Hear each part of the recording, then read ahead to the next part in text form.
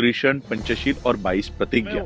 यहाँ आया, यहाँ आने के बाद पता चला कि वहां के ब्राह्मणों को हमारे बौद्ध धर्म दीक्षा लेने पर आक्षेप है। इसमें किस भगवान को गाली है? मैं ब्रह्मा, विष्णु और महेश को नहीं मानता। नहीं मानने में क्या किसी की गाली वहां पर आ रही है? किसी भगवान का अपमान हो रहा है? अगर और ये प्रतिज्ञा हम किसको दे रहे हैं? क्या घर घर जाके हिंदुओं को बोल रहे हैं हम आप मत मानो? कि हमारे 10,000 लोगों ने अगर ये काम किया है, हम और इसका इफेक्ट जो है बढ़ाएंगे और पूरे देश भर में भारत में वापस आने के बाद फिर से बौद्ध धर्म के दीक्षा का कार्यक्रम हर एक स्टेट में हम लोग ऑर्गेनाइज करके।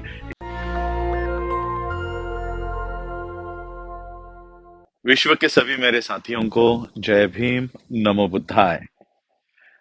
5 अक्टूबर 2022 को दिल्ली के अंबेडकर भवन में 10,000 से भी ज्यादा लोगों ने हिंदू धर्म का त्याग करके बौद्ध धर्म अपनाया।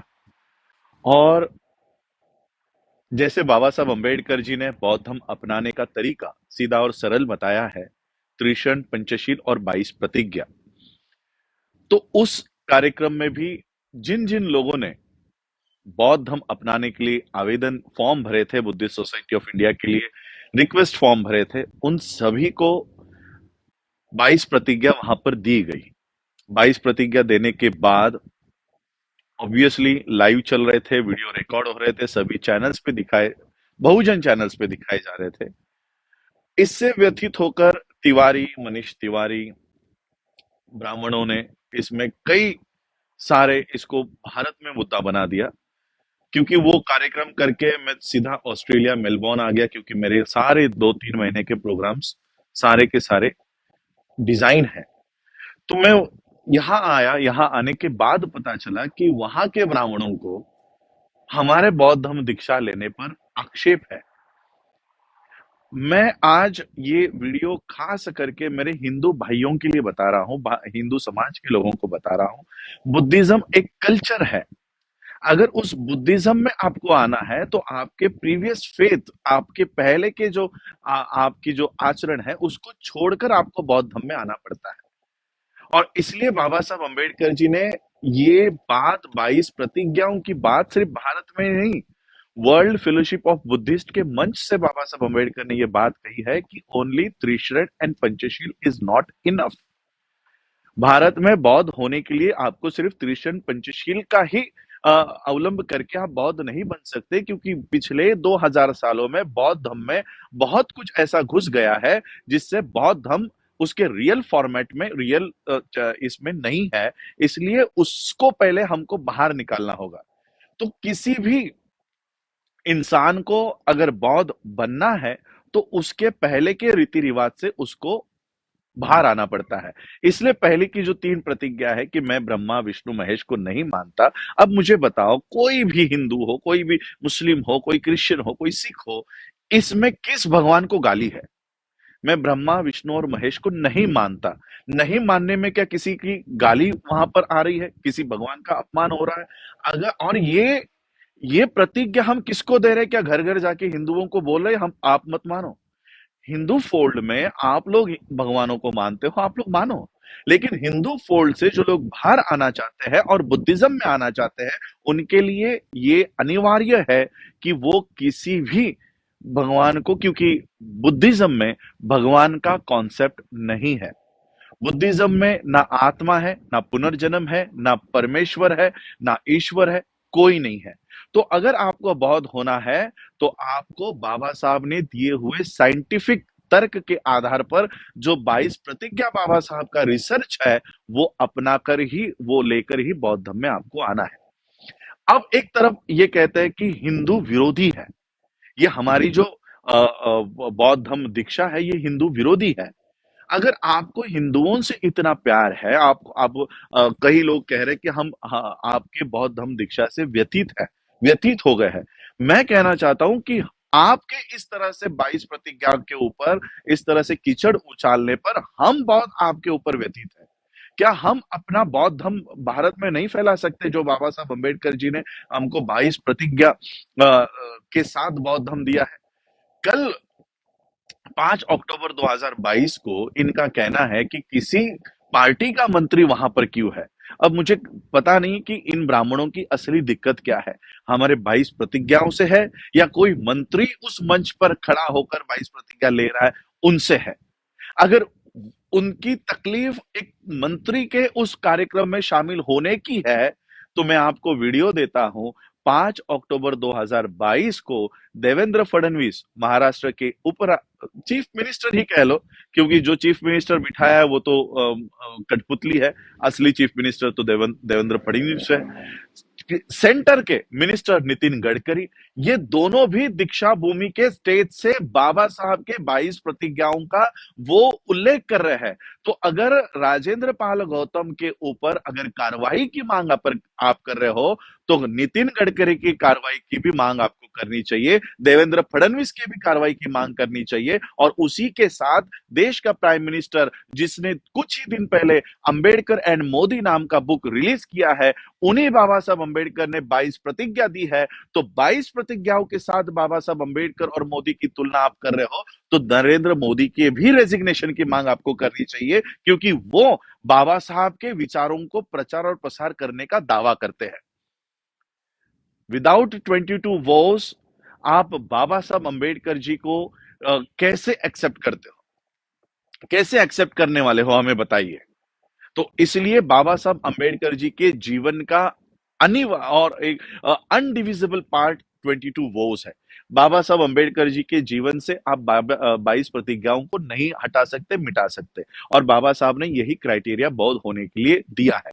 मैं कहना चाहता हूं कि जो एफआईआर आप राजेंद्र पाल गौतम जी के ऊपर करवा रहे हो, एक एफआईआर राजरत्न अंबेडकर के ऊपर करवाओ और ये बताओ कि इसने बौद्ध धर्म की दीक्षा दी है और भारत में गुनाह किया है। तब जाकर हम आपको विश्व के स्तर पर पकड़ेंगे कि भारत में बौद्ध धर्म का प्रचार और प्रसार करने पर आप हमारे ऊपर एफआईआर करवाते हो।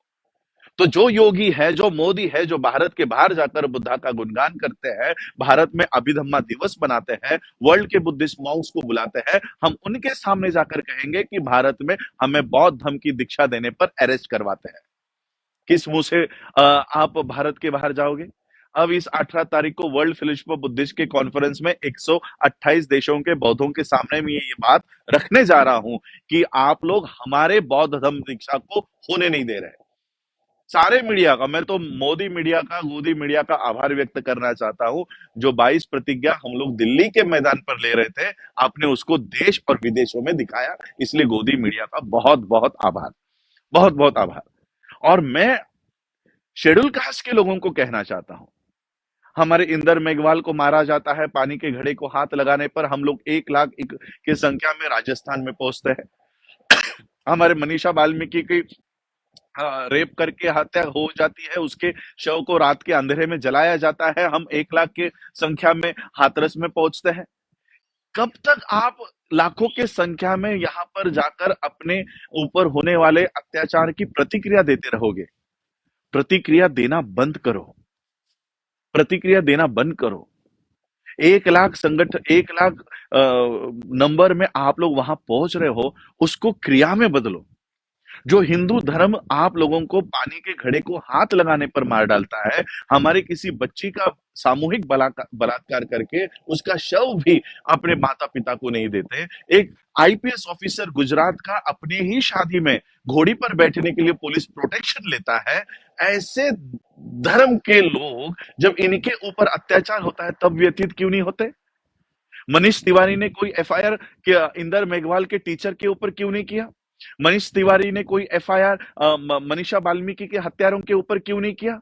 हमारे बौद्ध धर्म अपनाने से आपको तकलीफ है, लेकिन हिंदुओं के साथ जो हिंदू धर्म में होता है उससे आप व्यथित नहीं होते हो। और इसलिए मैं आज ये वीडियो बनाकर इसलिए कह रहा हूं कि सिर्फ 10,000 लोगों ने जब क्रिया की है, बौद्ध धर्म अपनाने की क्रिया की है, बाबा साहब की 22 प्रतिज्ञाओं को एक्सेप्ट करने की क्रिया की है, तब ब्राह्मण प्रतिक्रिया दे रहा है। यही कुछ सालों पहले हम कर रहे थे। वो क्रिया करते थे, हम प्रतिक्रिया कर रहे थे। वो एक्शन कर रहे थे, हम रिएक्शन दे रहे थे। अब हमको एक्शन मोड में आ जाना चाहिए, हमें एक्शन करनी चाहिए। 10,000 लोगों की दिल्ली देश के राजधानी में जब दीक्षा हुई, बौद्ध धर्म उन्होंने अपनाया, पूरे देश ने ये देखा, तब मोहन भागवत के सुर अभी बदले बदले दिखाई दे रहे हैं। मोहन भागवत कहता है जाति प्रथा खत्म होनी चाहिए।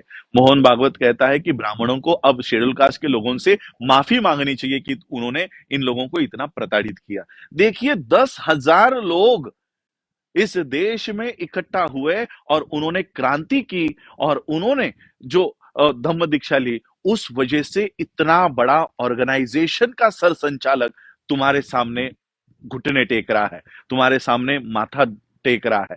और ये ताकत आप लोगों को पहचाननी चाहिए। बाबा साहब अंबेडकर जी के मूवमेंट को इन लोगों ने इतने सालों तक दबाए रखा, इसलिए हमें पता नहीं चला कि बाबा साहब कितनी बड़ी ताकत हमें जाते जाते देकर गए हैं। मैं schedule caste, schedule tribe, OBC के लोगों को यही कहना चाहता हूं कि अगर अब भारत में अब सुरक्षित रह सकते हो तो बौद्ध धर्म के अलावा आपके पास पर्याय नहीं है, और वो बौद्ध धर्म जो 22 प्रतिज्ञाओं के साथ है। अब ये जो लोग कि इस तरह से बातें कह रहे हैं कि अभी ब्राह्मणों को इनसे माफी मांगनी चाहिए, ब्राह्मणों को अब जाति व्यवस्था खत्म करनी चाहिए, अब हमें समझ जाना चाहिए कि ये हमारे 22 प्रतिज्ञाओं से डरते हैं और बुद्ध के धम्म से डरते हैं। ये इनका पिन पॉइंट है। इसको अगर प्रेस करते हो तो ब्राह्मण मुंह खोलने को रेडी हो गया है, और वो आपके सामने नतमस्तक होने को तैयार हो गया है। और इसलिए मैं यही कहना चाहता हूं, जो काम 10,000 लोगों ने दिल्ली में किया है, ये काम लाखों की संख्या में देश के कोने कोने में होना चाहिए। और हर स्टेट में मुझे लगता है आज ही के दिन, आज इंडिया में शायद अर्ली मॉर्निंग होगा, 5 या 6 बजे होंगे, या ऑस्ट्रेलिया में दोपहर के 11-12 बजे है। आज लखनऊ में भी बौद्ध धर्म का दीक्षा का कार्यक्रम होने जा रहा है, जिसमें ओबीसी बड़े पैमाने पर बौद्ध धर्म की दीक्षा ले रहा है, और बनते सुमित रतन जी के माध्यम से ये हो रहा है। उस कार्यक्रम में ज्यादा से ज्यादा लोग पहुंचे और बौद्ध धर्म को अपनाए, और वो भी 22 प्रतिज्ञाओं के साथ अपनाए। और इस जो व्यवस्था, जाति व्यवस्था का इतने जो हम लोग अत्याचार सह रहे हैं, इसे कहीं ना कहीं अब खत्म करना होगा, और ये खत्म सिर्फ और सिर्फ बौद्ध धर्म के माध्यम से हो सकता है। और इसलिए मैं आप लोगों को आज ये बताने आया हूं कि हमारे 10,000 लोगों ने अगर ये काम किया है, हम और इसका इफेक्ट जो है बढ़ाएंगे, और पूरे देश भर में भारत में वापस आने के बाद फिर से बौद्ध धर्म के दीक्षा का कार्यक्रम हर एक स्टेट में हम लोग ऑर्गेनाइज करके इसका 2025 का एक 10 करोड़ लोगों के साथ बौद्ध धर्म अपनाकर, बौद्ध देशों के साथ मिलकर हम लोग अपनी व्यवस्था खुद बनाने का काम करेंगे। तो मैं आज यही कहने आया था कि मोहन भागवत जैसा आदमी, आज उसके सुर बदले हैं, ये केवल 10,000 लोगों के उस क्रांति की वजह से है। 10,000 लोगों ने ये किया है। अब 10 लाख लोग और 10 करोड़ लोग धीरे धीरे यही काम को दोहराएंगे और अपनी खुद की व्यवस्था खड़ी करेंगे। जय भीम, जय भारत, जय बुद्ध। नेशनल दस्तक की आपसे गुजारिश है कि अगर इसको बचाना चाहते हैं तो नेशनल दस्तक को सब्सक्राइब करने के लिए रेड कलर के सब्सक्राइब बटन को दबाएं, फिर बेल आइकन की घंटी दबाएं। नेशनल दस्तक को बचाने के लिए बहुत ज़रूरी है कि हर खबर को शेयर करें, लाइक करें, कमेंट जरूर करें।